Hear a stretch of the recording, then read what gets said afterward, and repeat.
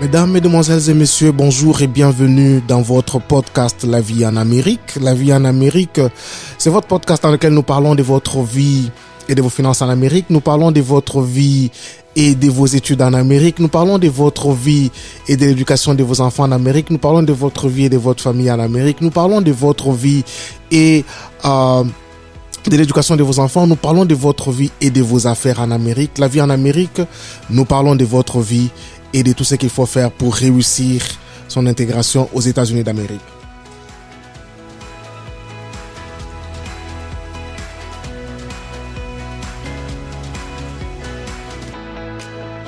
La vie en Amérique, c'est votre one-stop shop pour toutes vos questions relatives à ce qu'il faut faire pour réussir son intégration aux États-Unis quand nous venons de pays africains, francophones notamment. Alors, nous sommes très reconnaissants pour les uns et les autres qui suivent cette émission, soit en utilisant en téléchargeant les podcasts sur Apple Podcasts, sur Google et sur Spotify.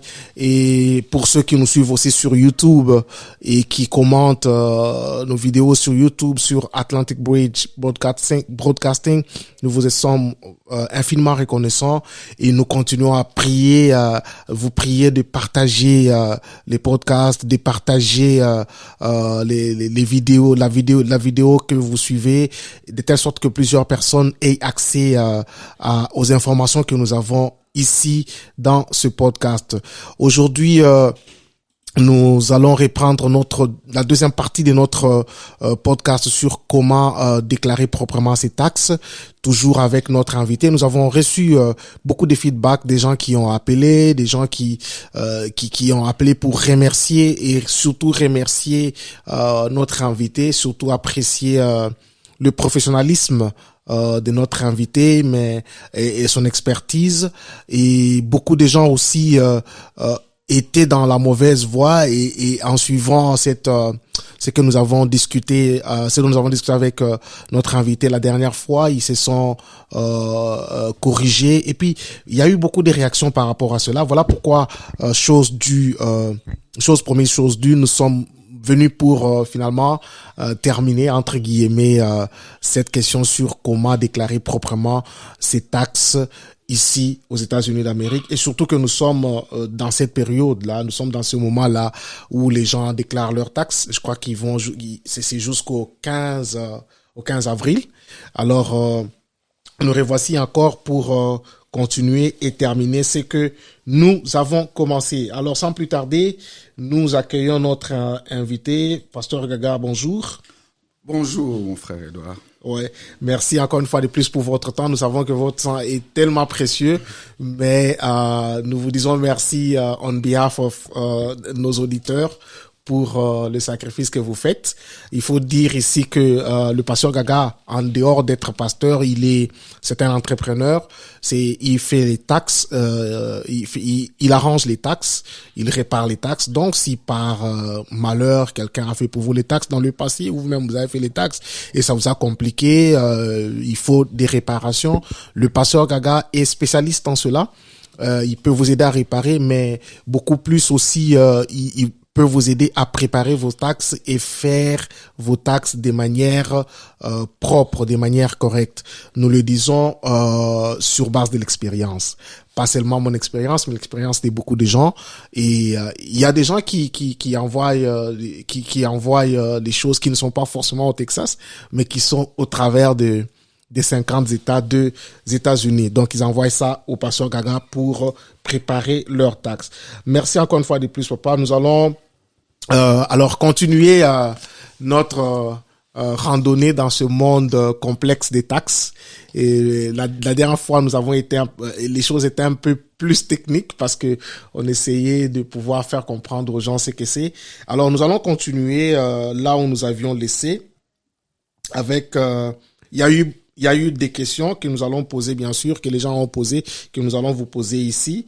Mais d'abord, je voudrais que nous puissions parler d'une autre question que nous avions laissée en suspense. C'était celle des dépendants. La question des dépendants. La question est celle-ci. Nous voyons le phénomène, vous êtes beaucoup plus informés par rapport à nous, par rapport à cette question. plusieurs personnes préfèrent, s'ils n'ont pas de dépendants, ils préfèrent prendre les dépendants soit de leurs frères, soit de leurs amis, et pour les clémer, et comme ça ils peuvent avoir un peu plus de taxes, de refund. Alors dites-nous un peu par rapport à ce phénomène. Est-ce que ce phénomène est-il tolérable par les lois fiscales? Qu'est-ce que vous pouvez nous dire là-dessus? Ok, merci encore une fois. Et comme toujours, c'est un plaisir d'être dans ces podcasts. C'est vraiment un canal que je crois qui est bénéfique, qui est d'un bon apport pour nos communautés. Merci. Et pour ce qui est de la question par rapport à ce que aux dépendants, c'est-à-dire que il y a des conditions pour que vous puissiez avoir à déclarer des dépendants dans votre déclaration fiscale. C'est-à-dire que un dépendant, c'est celui que vous avez supporté pendant toute l'année. C'est-à-dire que il y a la première condition pour que vous puissiez déclarer indépendant. Mm-hmm. Il faut d'abord que ces dépendants-là soient légaux. S'il n'est pas légal, vous n'avez pas le droit de le déclarer. Mm-hmm. Et là, quand je dis d'être légal, c'est-à-dire il faut que la personne, puisque ce n'est pas seulement... Quand je parle de dépendants, ce ne sont pas seulement les enfants. OK. Parce qu'il y a des adultes qui peuvent être aussi des dépendants, que vous pouvez aussi déclarer dans vos taxes. Mm-hmm. Donc, il faut que la personne soit légale, c'est-à-dire qu'elle ait au moins un numéro d'identification. Et généralement, ces numéros d'identification, c'est ce que nous appelons le numéro de taxe, le numéro de social security. OK. En dehors de cela, vous devez établir une relation de sang avec la personne. OK. Et lorsque je parle de relation de sang, c'est-à-dire il faut que ce soit votre enfant, ou bien votre frère, ou bien votre sœur, ou bien votre papa, votre maman, ou bien l'un des descendants de ces personnes que je viens de citer. OK. C'est-à-dire, s'il n'est pas votre enfant, il peut être votre petit-enfant.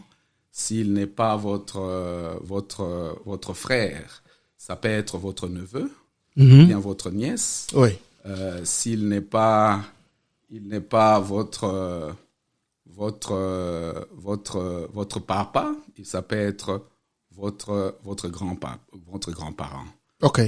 Donc, lorsque il y a déjà les deux conditions là, et la troisième condition, c'est que tu dois prouver que tu as supporté cette personne là plus de 6 mois. C'est-à-dire tu l'as supporté et que la personne ne s'est pas supportée pendant plus de 6 mois. Mm-hmm. Donc, si une autre personne a supporté cet enfant-là pendant plus de 6 mois, toi, tu n'as pas le droit de la déclarer. Et là, nous pouvons entrer encore dans d'autres détails pour les enfants les dépendants qui sont partagés entre deux taxpayers, entre deux personnes. Voilà. Il y a des conditions pour ça, les conditions de ce qu'ils appellent les custody. Uh-huh. Ceux-là qui ont le droit de custody et tout ça. Donc ça, ce sont des exceptions qui peuvent arriver. Mais sur le plan général, il est important de comprendre que lorsque vous voulez déclarer indépendant, vous devez être sûr que vous l'avez supporté pendant plus de 6 mois. Okay. Et vous allez vous dire, mais comment est-ce qu'ils sauront que j'ai supporté cet enfant-là pendant plus de 6 mois? Voilà. Le fisc mettra toujours à votre disposition certains éléments dont ils auront besoin au cas où vous êtes audité, puisque toutes ces choses ici, il faut que vous soyez audité et que votre return puisse être suspect. Puisque si c'est suspect, vous aurez toutes ces questions-là et vous devez répondre à ces questions. Okay. Donc, pour prouver que vous avez supporté l'enfant, le support et la résidence, ce sont des choses qui vont ensemble. Donc, je vais les mettre ensemble. OK. Donc, la quatrième condition, c'est la résidence. C'est-à-dire que l'enfant doit avoir, le dépendant doit avoir résidé avec vous au même endroit pendant plus de 6 mois. OK. Pendant plus de 6 mois, il doit avoir résidé avec vous. Et alors, comme j'ai dit, je prends le support et la résidence ensemble.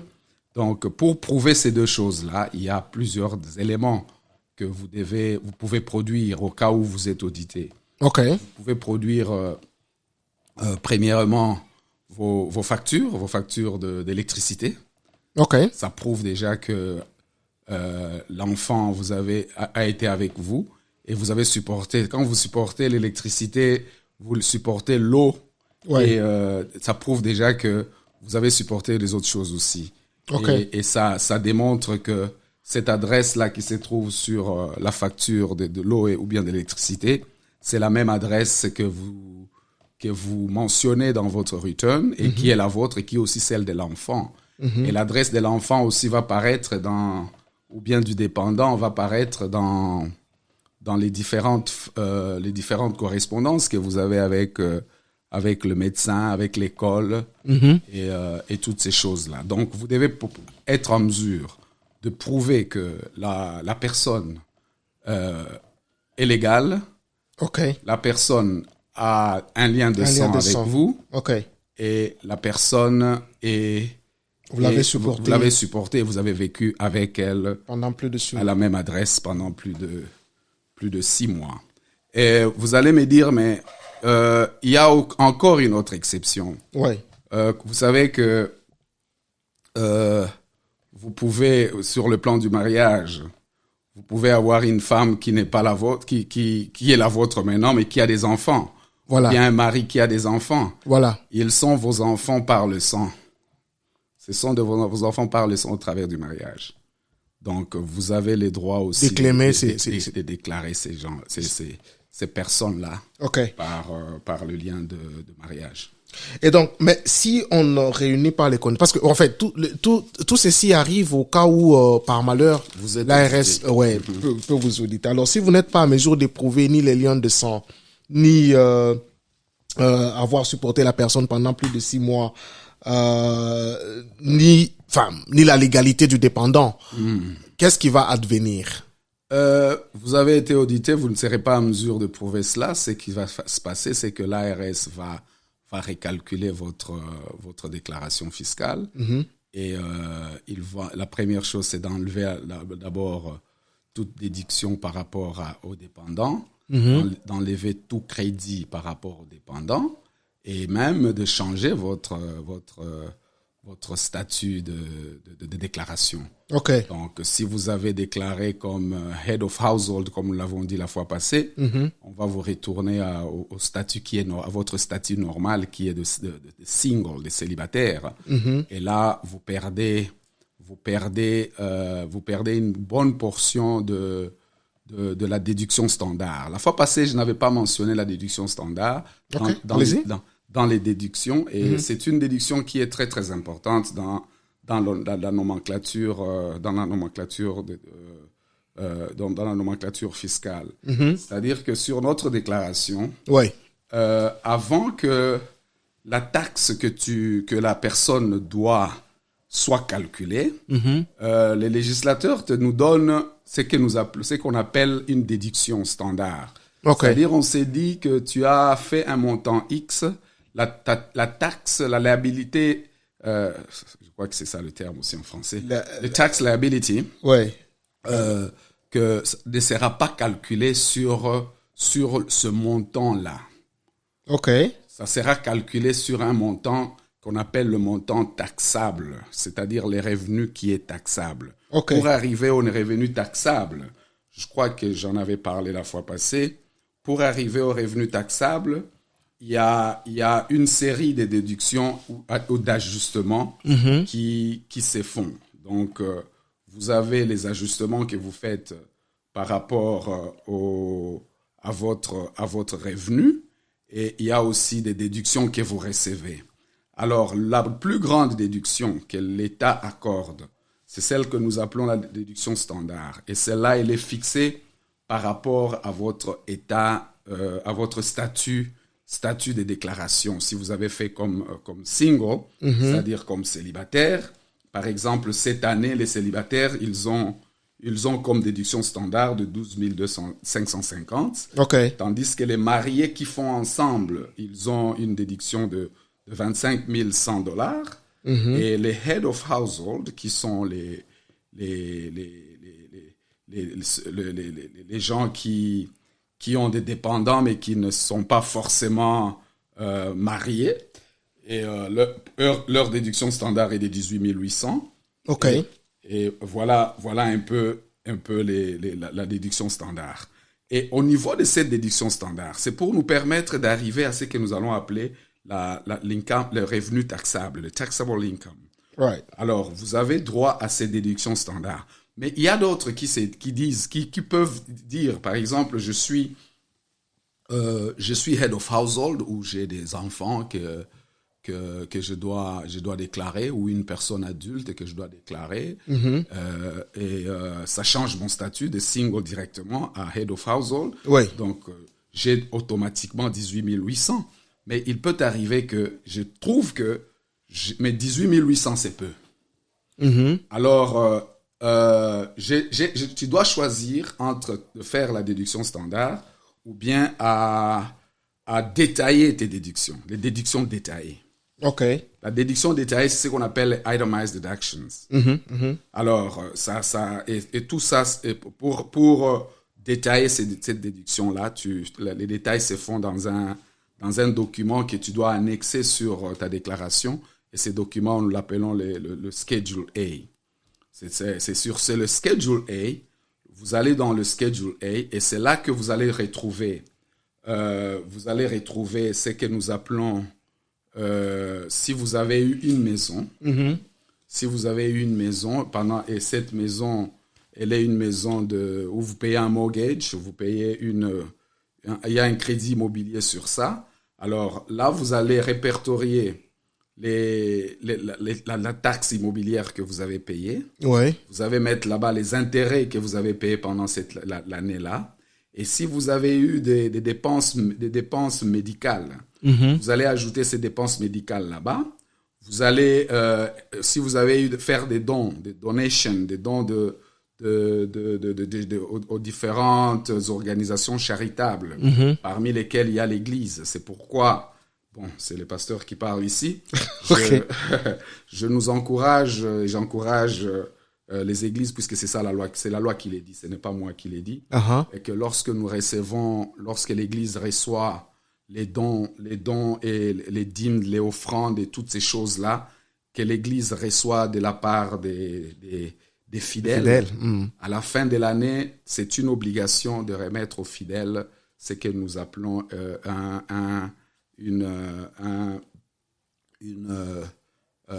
comment je vais appeler ça, un donation statement. OK. Donc, pour dire que l'année passée, nous avons reçu de tel ce montant ici. Alors, la personne, elle peut, quand elle fait ses taxes, elle peut dire que, OK, moi, je vais faire la déduction détaillée. Et il peut mettre ça. Si ça peut l'aider, tant mieux. Si ça ne l'aide pas, tant pis. Mais est-ce que, avec votre expérience, généralement, est-ce que ça peut arriver à bouger les choses en faisant ces genres de déductions détaillées? Oui, ça arrive. Moi, c'est ce que je fais souvent. Souvent, moi, j'ai toujours fait la déduction détaillée. OK. Alors, si revenons à la déduction détaillée, quand est-ce que quelqu'un peut décider de la faire? Lorsque ce qu'elle vous accorde est plus que ce que la déduction standard vous accorde. OK. Voilà, ça c'est bien entré. Alors, avant de partir à l'autre question, parlant toujours de dépendants, est-ce que une personne qui a par exemple qui a fait venir ses parents de l'Afrique et ils sont déjà des vieux, donc 75 ans, 80 ans, je sais pas moi. Ils sont à la maison, ils dépendent de la personne, donc la personne peut les claimer comme des dépendants. Ils sont légaux. Ils sont légaux, ouais, ils sont légaux. Oui, vous avez le droit de le faire. Ok. Vous avez le droit de les mettre Dans les taxes. dans vos taxes. Ok. Alors, il y a une autre question qui nous avait été posée, toujours un peu en rapport. Je crois peut-être que c'est peut-être déjà répondu, mais pas, revenons-en un peu. Donc, il y a quelqu'un qui a appelé pour dire que bon, la personne elle est mariée. Donc, ça dit comme quelquefois on va en Afrique, on se marie là-bas. Alors, l'enfant est né en Afrique et la personne elle est ici. L'enfant, mais ils ne sont pas encore venus ici aux États-Unis. Est-ce que cet enfant-là peut-il être clémé comme indépendant? L'enfant est-il légal? Ah, mais il est légal en Afrique, mais pas ici. Est-il légal ici? S'il l'a déjà déclaré dans ses papiers ici comme enfant, puisque c'est un citoyen américain, c'est-à-dire que cet enfant-là, il est aussi citoyen américain. C'est vrai qu'il y a toute une panoplie de paperasse qu'il faut remplir avec l'immigration et toutes ces choses-là. Oui. Et vous avez l'acte de naissance de l'enfant qui doit le prouver. Et même avant que l'enfant n'ait le Social Security Number, vous pouvez appliquer pour ce que nous appelons le Tax Identification Number. Ok. Pour cet enfant-là. Et vous pouvez déclarer cet enfant-là dans vos taxes. Mais pour cet enfant, vous n'aurez pas le Earned Income Credit. Puisque pour avoir le Earned Income Credit, il faut nécessairement qu'il y ait un numéro de sécurité. Un numéro de sécurité sociale. Sécurité sociale. Ok, ok. Mais donc, ça dit que vous pouvez, en utilisant les TIN là, clémer l'enfant, mais bon, ça peut ne pas Dans avoir certaines limitations, il y a certaines limitations au niveau de la loi par rapport à ça. Ok, Ouais. ok. All right. Alors, nous passons à la question suivante. Nous avons largement parlé de Child Tax Credit la fois passée. Mais revenons-y parce que plusieurs personnes sont en train de dire qu'ils subissent un peu comme des services au niveau de l'ARS, que voilà, plusieurs personnes ont cru que avec cette histoire d'Advanced Tax Credit et le reste là, ça pouvait faire que bon, les gens avaient déjà fait des calculs, qu'ils allaient avoir beaucoup d'argent, mais à leur plus grande surprise, ils se rendent compte que non, par contre, ils n'ont pas eu, ils n'ont pas eu le montant escompté. Qu'est-ce qui se passe exactement? Plusieurs personnes disent qu'ils n'ont pas eu les refunds ils espéraient avoir parce que bon, ils comprennent pas et tout. Vous pouvez un peu nous en parler, nous étendre là-dessus? Oui, c'est vrai que cette histoire de Advanced Child Tax Credits a créé beaucoup de confusion dans l'entendement des gens, puisque voilà. La manière dont il a été présenté, c'est que Bazo Pesabi Sombongo. Ok. Je m'excuse d'interjeter en lingala là-bas. Je vous en prie. On nous donne l'argent des enfants. Et ce que les gens n'ont pas compris, c'est que le Child Tax Credit a toujours existé. Le Child Tax Credit pour 2020, ce n'était pas ce que ça a été pour 2021. Pour 2020, le Child Tax Credit, c'était $2,000 par enfant. Ok. Et lorsque le président a signé le dernier acte là, il a augmenté le Child Tax Credit de ce qui est parti de 2,000 à 3,000 pour les enfants qui ont 6 ans et plus, et de 2,000 à 3,600 pour les enfants qui avaient moins de 6 ans. Ouais. Et alors, le politicien, il a voulu que il a pensé que ça serait une bonne chose qu'au lieu que les familles attendent à la fin de l'année, quand ils vont faire leur déclaration fiscale, pour recevoir ces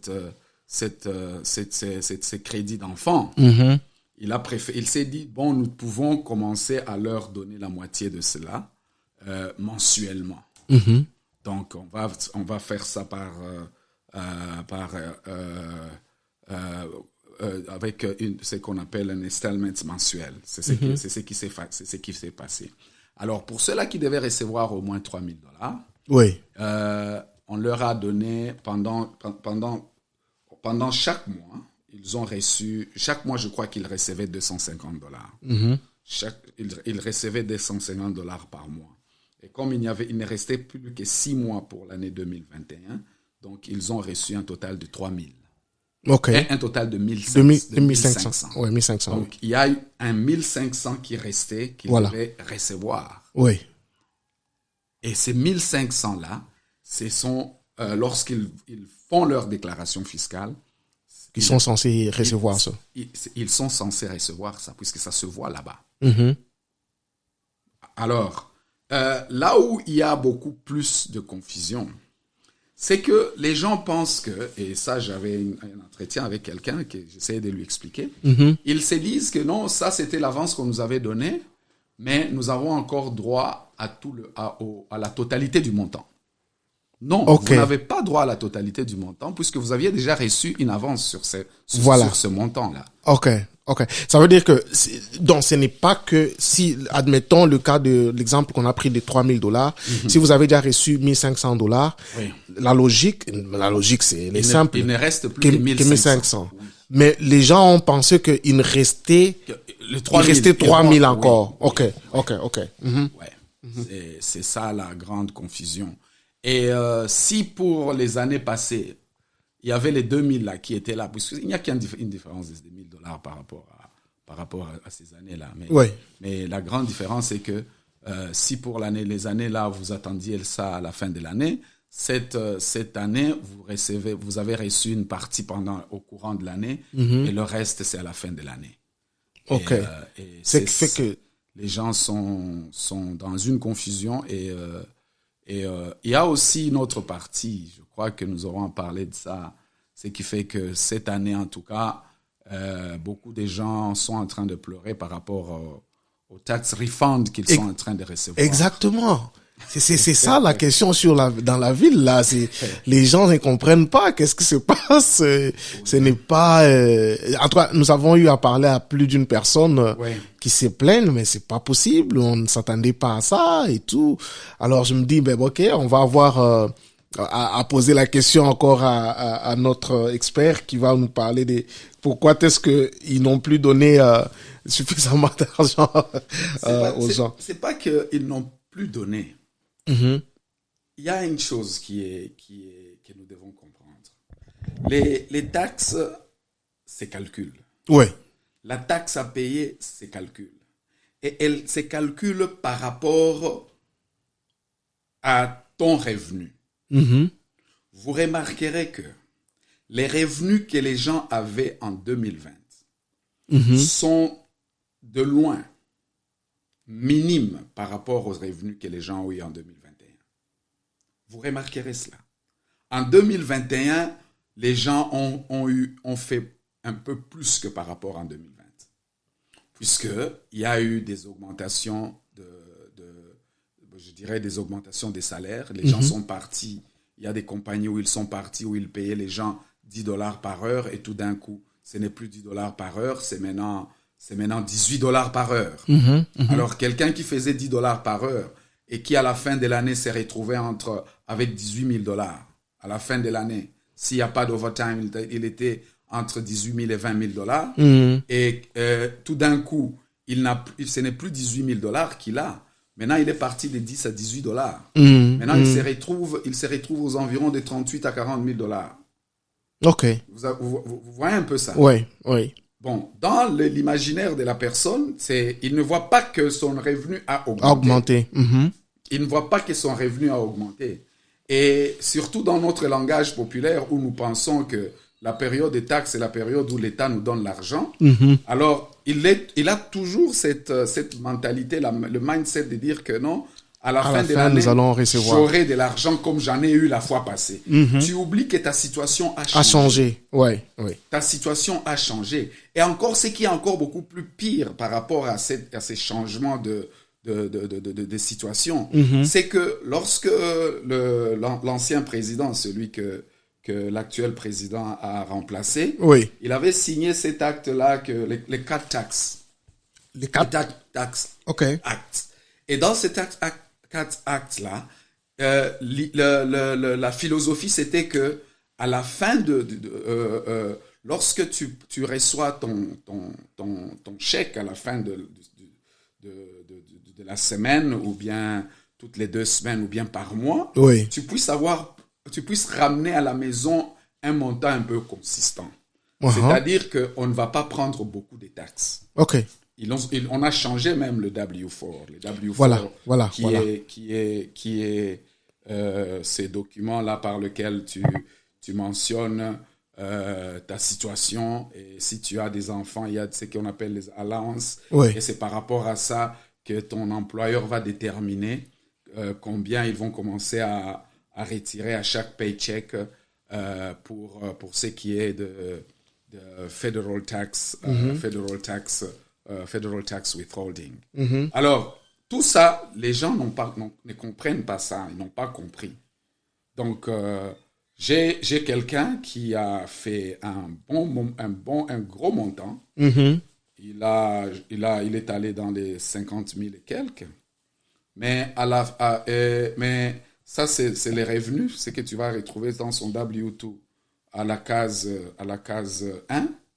Mais case 2, c'est pratiquement zéro. Il n'a pas payé de taxes. On n'a pas retranché aucune taxe. Alors, quand la personne fait ses taxes, la première chose quand nous faisons les taxes, c'est pour calculer la taxe que tu dois à l'État. Et quand on calcule ces taxes-là, quand tu avais les 50 000, on calcule la taxe, tu dois être dans les 3 000 et quelques. 3 000, 4 000 et quelques. Tu te retrouves là-bas. Donc, ces 4 000-là ne sont pas couverts par quoi que ce soit, puisque pendant l'année, tu n'as rien payé. Qu'est-ce qui va se passer à la fin de l'année? Tu dois payer cela. Tu dois payer cela. Et si tu n'as pas suffisamment de crédits pour éponger cela, tu vas te retrouver, tu payes l'État, ou bien si tes crédits arrivent à éponger, tu vas te retrouver avec un refund qui n'est pas ce que tu espérais. Alors, et tout ça, si moi je m'évertue pour expliquer ça aux gens, les boutiques de taxes, là-bas, on ne t'explique pas, on te dit seulement, on te montre seulement. Oui. Alors, mais ça, c'est, en fait, le problème des taxes, c'est pratiquement un tout. Il y avait aussi une question qui était venue par rapport au W4. Parce que il y a des gens qui ont demandé, mais, enfin, on a tous remarqué le changement, là. Avant, on mettait les chiffres. On mettait des chiffres, par exemple, par rapport aux dépendants et tout ça. Mais depuis, je crois, depuis 2 ans maintenant, on commence à mettre des montants, là. On demande de mettre des montants. Et en fait, qu'est-ce qui a effectivement changé dans ces W4, dans la manière de remplir? Parce que si on remplit mal cela, ou si on n'est pas très avisé, on risque de remplir, et puis après, on ne sait pas ce qu'on a fait, et puis à la fin, le moment des taxes, on ne sait plus à quel sens c'est voué. Ce qui est bien avec les W4, c'est que c'est un document que tu peux changer à tout moment. À tout moment, ok. C'est ce qui est bien avec ça. L'actuel W4, nous les payroll professionals, because I'm one of them, nous les payroll professionals, nous avons vu et on a remarqué que ça devient vraiment une peine pour les gens par rapport à ça, même pour essayer de les expliquer. Le W4 devient vraiment une peine, comme on pourrait dire, une situation qui nécessite beaucoup d'explications aux gens. Alors, moi, je donne une explication simple. Ouais. Veux-tu recevoir quelque chose à la fin de l'année? Ça, c'est la question que je pose. Si tu me dis oui, je voudrais recevoir quelque chose à la fin de l'année, alors fais tout pour que pendant l'année, tu commences à payer quelque chose de consistant.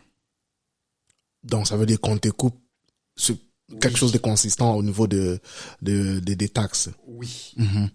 Comme ça, à la fin de l'année, ça dépendra aussi de ton statut. Si tu as des enfants, si tu es marié, tu fais ça ensemble avec ta femme, ou bien si tu es single. Mais for tax purposes, je conseille aux gens, vous êtes libre d'émettre tous les dépendants que vous voulez. OK. Personne ne vient. Quand vous êtes en train de remplir le W4. Et en mettant tous les dépendants que vous voulez, sachez que ça c'est pour dire que non, sachez que j'ai beaucoup des charges, donc vous n'avez pas à prendre beaucoup d'argent sur mon chèque. OK. Donc tu auras un bon chèque. Mais à la fin, quand tu vas faire tes taxes, ça va impacter tes taxes négativement, puisque tu n'auras plus à prévaloir que non, on avait déjà coupé ceci. J'ai quelqu'un qui, lui, il est conscient. Je ne veux pas qu'on me coupe les taxes. Alors on lui a coupé les minimums possibles. À la fin de l'année, il a compris. Il a compris, il a dit oui, c'est ça, c'était mon choix. Mais pour la plupart des gens, ils ne savent pas que c'est leur choix. C'est le choix que tu dois faire.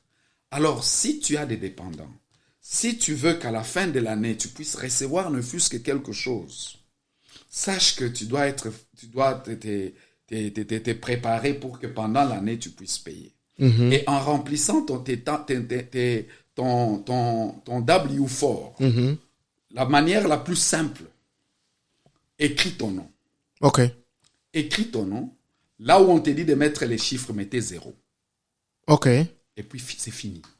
Si il faut choisir un status, choisis single, même si tu es marié, puisque for the W4 purposes, you are free to put wherever you want. Yes, you are free, but not for the 1040 purposes, because ça devient maintenant une déclaration fiscale.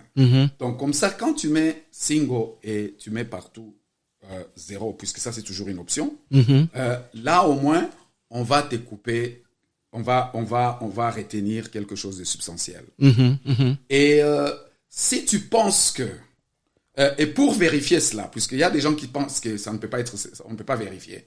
Pour vérifier cela, lorsque tu portes cette correction sur ton W4, lorsque tu recevras ton chèque, regarde sur ton check stub. Sur le check stub, regarde le Federal Income Tax Withhold. Regarde ce que ça fait s'ils ont coupé quelque chose de substantiel. Moi, je dis toujours et je conseille toujours aux gens, make sure qu'ils prennent at least 10%. 10% de ce que tu gagnes. Ouais. Oui. Ou bien aux environs des 10%. 8%, 9%, ça va. Oui. Mais si tu te retrouves comme quelqu'un, j'ai regardé, il m'a montré ton truc hier, j'ai vu que jusque-là, on ne l'a rien coupé, c'est 0. Je lui ai dit, tu vois, ça va, à la fin de l'année, ça va te mordre. Mais c'est ton choix. Donc, ça dit que nous devons être conséquents, nous devons comprendre ce que nous sommes en train de faire. Et donc, si on voudrait recevoir quelque chose à la fin de l'année, on devra aussi être prévoyant en termes de la manière dont nous remplissons le W4. Le W4, I'm sorry. Donc, le pasteur a dit que nous pouvons remplir en tant que single parce que ça, ce n'est pas ça. Dans le W4, tu peux mettre ce que tu veux. Oui. Alors, c'est là aura pour conséquence qu'on va te couper des montants substantiels sur ton paycheck et aussi comme conséquence plus tard que tu peux recevoir un montant aussi substantiel lors de tax refund. Et je vous en prie. Et parlant toujours de ces W4-là, si tu trouves que, puisqu'il y a beaucoup de gens qui font des overtime et puis toutes ces choses-là, tu peux toujours dire que, oh non, ok, en plus de ce que vous allez me couper, de ce que vous allez calculer comme la taxe que vous retenez à la fin de chaque pay period, vous pouvez commencer à ajouter, à prendre encore un montant que tu peux désigner. Tu dis non, ajoutez un $20 chaque fois que vous coupez les taxes. Oui, ajoutez un $50 chaque fois que vous coupez. Oui. Alors, une question qui me vient comme ça. Peut-on dire que quand l'on reçoit toutes ces années, on reçoit les taxes, on reçoit les refunds à la fin quand on fait ces déclarations fiscales. est-ce que généralement c'est pour les gagnes petits? Est-ce que les gens qui sont, par exemple, admettons, qui gagnent dans les six figures and up, reçoivent aussi les taxes les refunds? Oui, ils reçoivent aussi les refunds. OK. Et puisque ça dépend de la situation de chacun. OK. Ça, c'est la première chose. Mm. Mais il y a des crédits qui sont liés aux gagnes petits. OK. C'est comme le Earned Income Credit. Uh-huh. Ça, c'est lié aux gagnes petits, puisque c'est un crédit qui est en train de s'évanouir au fur et à mesure que vous êtes en train d'aller, que votre income est en train d'augmenter. Mm-hmm. Ça phase out. Mm-hmm. Mm-hmm. Concernant, puisque c'est par là que il y a beaucoup de choses, de questions qui se posent par rapport au Earned Income Credits là-bas. Mm-hmm. Quelqu'un te dira, oh non, tout ça là qui naille. Nous avons travaillé ensemble et je ne comprends pas comment lui, sur son return, il a eu ceci, moi j'ai eu cela. Mm-hmm. J'ai dit, tu as travaillé avec la personne, mais tu n'as pas la même situation que la personne. Mm-hmm. Chacune des personnes a une situation particulière. Ça, c'est la première question. Ça, c'est la première chose. Mm-hmm. Tu as travaillé avec la personne, mais vous n'avez pas la même situation. Tu n'es pas dans la même situation que la personne. Mm-hmm. Il y a d'autres qui vont aux études. Ceux qui vont aux études, ils ont leurs taxes, ils ont leur crédit lié aux études supérieures qu'ils peuvent réclamer. Toi, tu n'as pas été aux études, par exemple. Mm-hmm. Tu as été avec la personne. La personne a les enfants, mais toi, tu n'en as pas. Ça crée déjà une différence. C'est que la personne a permis qu'on puisse prendre par rapport à son revenu pour payer pour les taxes, le federal tax. Ce n'est pas la même chose que ce que toi, peut-être, tu as permis qu'on prenne de ton paycheck. Mm-hmm. Donc, c'est toujours différent. Voilà. Mais ne vous limitez pas à dire que non, si je fais beaucoup d'argent, je ne vais pas recevoir quelque chose. Je ne vais pas recevoir quelque chose. Mm-hmm. Non, ne vous limitez pas à cela. Si vous vous limitez à cela, vous êtes en train de limiter votre avenir. Et puisque vous allez vous limiter votre... vous allez limiter vos efforts à ne travailler que pour un certain montant et puis tomber dans la négligence. Il y en a même qui quittent puisqu'ils disaient oh non, j'ai déjà eu le montant là que pour mes déclarations fiscales ça suffit. Je peux maintenant chercher qu'on me chasse ou bien créer une situation où je vais aller à unemployment, ce qui est irresponsable. Ouais, nous avions essayé d'effleurer ça la fois passée en parlant de... Vous aviez dit qu'il fallait toujours continuer à travailler. Si on peut faire beaucoup d'argent pendant l'année, il faut y aller à fond. C'est bien. Ouais. Ouais. Alors, nous sommes en train de finir ce podcast d'aujourd'hui. Nous allons terminer par les questions concernant l'importance des taxes, ça veut dire l'importance d'utiliser les services des tax preparers, les tax professionnels. Je sais que c'est important et là je demande à un professionnel de nous parler de pourquoi est-ce que c'est important, parce que bon, il y a aussi des gens qui pensent que bon, on peut carrément utiliser les softwares et comme on les vend partout et puis faire des histoires et puis c'est fini. Mais avec toute cette discussion que nous avons eue, on trouve qu'il y a beaucoup de spécificités que l'on peut miss si on se confie carrément au software, parce que je pense pas que le software peut connaître toutes ces spécificités. Voilà. C'est quoi l'importance d'utiliser un tax pro comme vous êtes?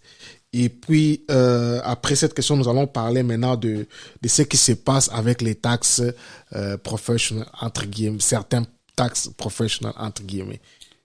Il est toujours important de recourir à un professionnel. Mm-hmm. Il est toujours important de recourir à un professionnel dans quelque niveau que ce soit.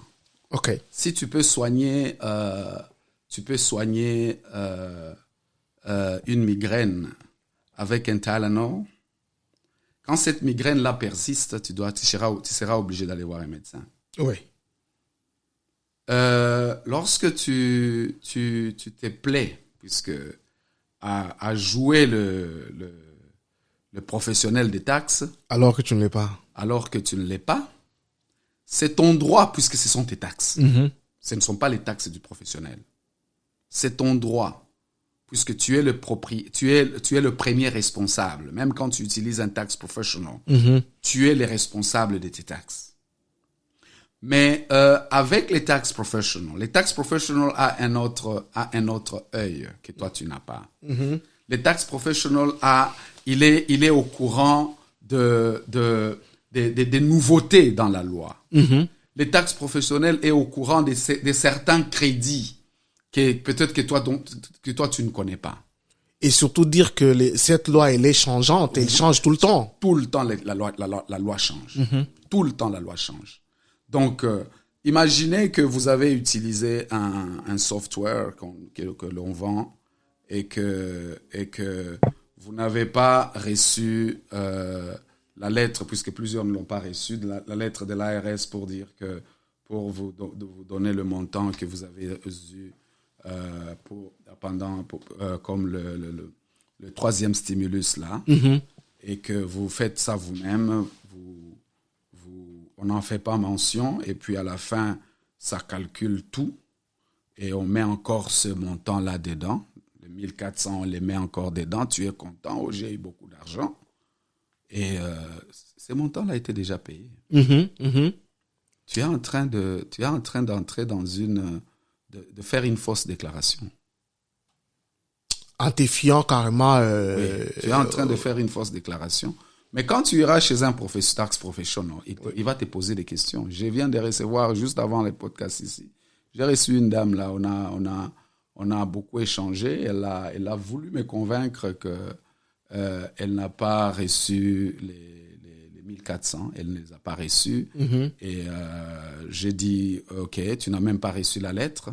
Je l'ai conseillé, puisque c'est ça aussi ce que nous faisons. Okay. Je l'ai conseillé, j'ai dit, est-ce que tu peux rentrer dans ta banque et regarder tes bank statements à partir de mars 2021. Et si tu trouves un montant de 1400 sur lequel on a écrit ARS, tu avais reçu ça. Elle a fait ça et elle a vu le montant. Wow. Alors. Imaginez qu'elle ait fait les taxes elle-même. Elle allait prendre ce crédit-là et ce crédit-là, elle allait recevoir un bon feedback de l'ARS. Ok. Il y a toutes sortes de crédits qui sont là-bas, ou bien des déductions qui sont là-bas, et dont la plupart d'entre le commun de mortels n'est pas, nous ne sommes pas au courant de ça.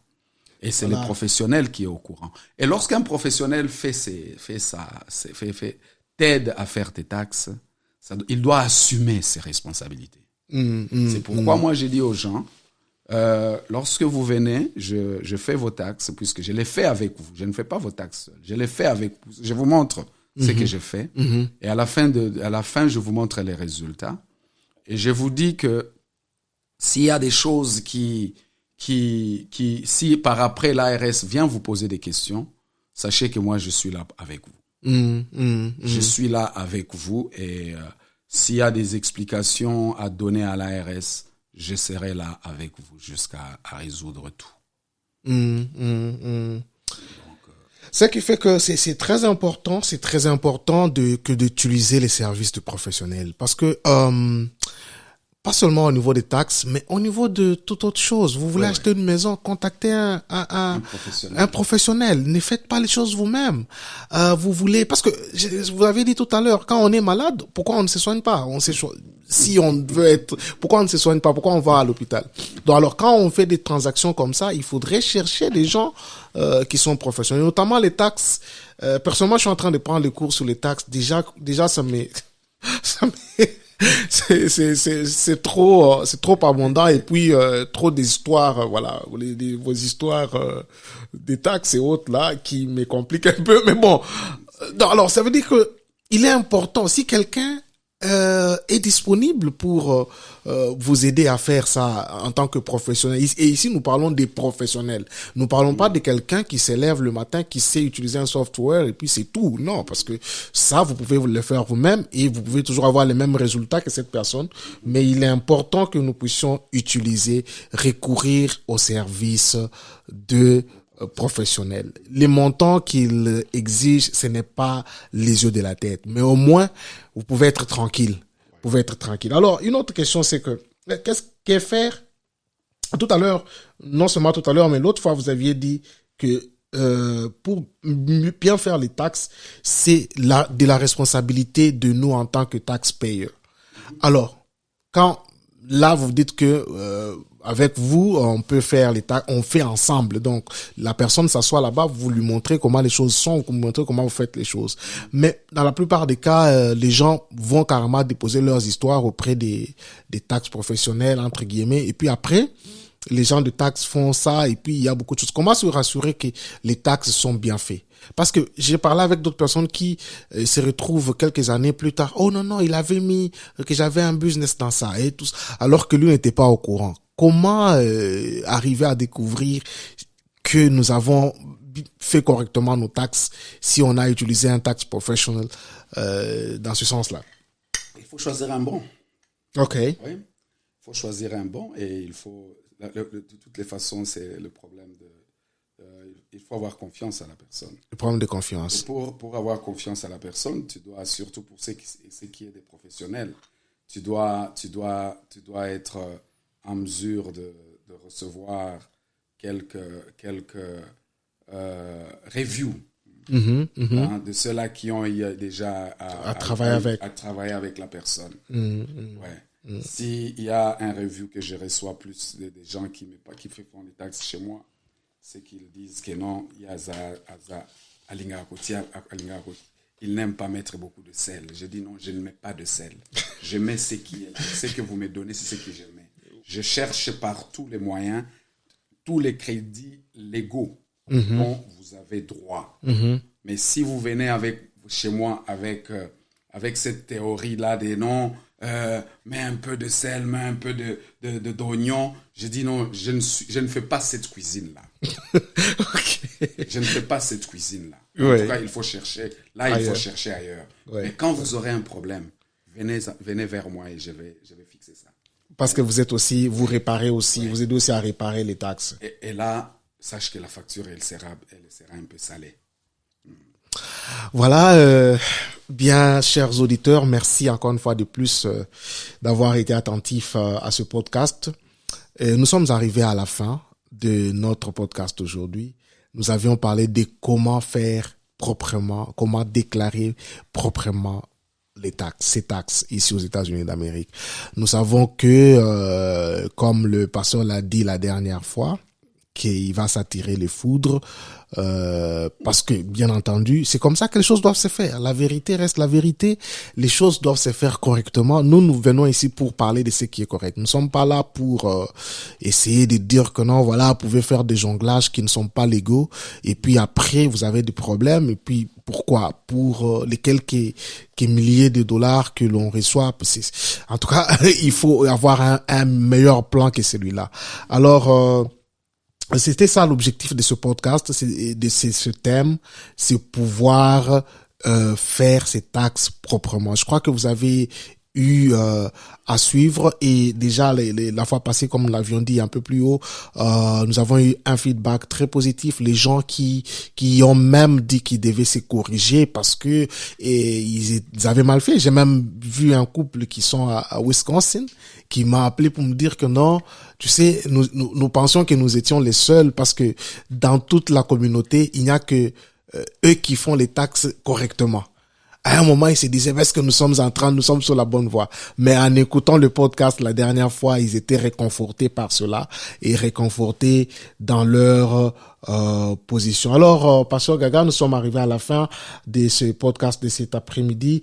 Votre mot de la fin, si vous voulez? Les mots de la fin, c'est de dire merci. Merci de nous avoir associés à cette campagne, si je peux l'appeler ainsi, de sensibilisation et pour aider aussi nos bien-aimés La fois passée, j'ai parlé avec quelqu'un, j'ai dit, bon, surtout pour nous, les immigrés, nous sommes arrivés dans un pays où les portes sont ouvertes et les opportunités sont là pour tout le monde. Et nous sommes venus aussi dans un pays où nous sommes en train d'avoir des enfants et ces enfants peuvent avoir leurs ambitions dans ce pays. Je ne voudrais pas que ce soit moi qui puisse freiner les ambitions de mes enfants. Puisque vous avez vu vous-même comment les choses se sont passées avec quand le président Obama avait posé sa candidature. On est allé chercher la petite bête partout où on pouvait la trouver. Heureusement que pour lui, il n'y en avait pas de petites bêtes. Il ne faut pas que cette petite bête soit retrouvée dans les taxes des papas ou des mamans qui faisaient des taxes, qui faisaient une fraude fiscale dans ces taxes. Voilà. Ça pourrait affecter nos enfants. Je crois que nous tous, nous aimons nos enfants et nous voudrions qu'un jour, l'avenir de nos enfants soit un avenir radieux. Voilà. Et puisqu'il faut que ça soit radieux, nous, les parents aussi, nous devons nous préparer déjà pour ça. En tout cas, merci beaucoup, pasteur, pour votre temps et merci à Smart Trade Solutions. C'est ça la compagnie du pasteur Gaga, Smart Trade Solutions, qui prépare les taxes. Alors, si vous avez des questions, si vous n'êtes pas sûr de ce que vos taxes sont, vous pouvez nous contacter. Nous allons vous passer le numéro des Smart Trade Solutions et vous pouvez contacter le pasteur Gaga. Je peux vous assurer que vous ne serez pas déçus. Nous avons des gens, comme je le dis, je ne le dis pas en l'air, je connais des gens qui sont dans plusieurs États, mais qui font toujours leurs taxes avec Smart Trade Solutions parce que les choses sont faites correctement et parce que les choses sont faites de la bonne manière et de la manière la plus légale possible pour nous éviter toutes sortes de fraudes ou des choses qui peuvent nous déranger dans l'avenir. Et donc, le mot de la fin était valer son pesant d'or. Nous avons des enfants. Il faudrait pas que plus tard, quand les enfants vont aller au collège ou quand ils vont remplir leur FAFSA ou quand ils voudront faire autre chose dans ce pays-ci, qu'on trouve la petite bête dans le chef de nous les parents, parce qu'à l'époque, nous n'avions pas pu faire les choses correctement. Alors, il faut corriger ce qu'il faut corriger et continuer à faire ce qui est bien. Mesdames, Mesdemoiselles et Messieurs, merci d'avoir été nombreux à suivre ce podcast La vie en Amérique où nous avions parlé des taxes. Nous vous donnons rendez-vous maintenant la semaine prochaine. Nous allons revenir régulièrement avec d'autres questions qui sont relatives à notre vie ici aux États-Unis d'Amérique. En entre-temps, nous vous prions de pouvoir aimer cette vidéo sur Atlantic Bridge Broadcasting et puis télécharger les podcasts sur Apple, sur Google et sur Spotify, mais aussi partager la vidéo afin que l'information atteigne plusieurs personnes. Alors, jusqu'au prochain numéro, vivez de manière intentionnelle. Ciao.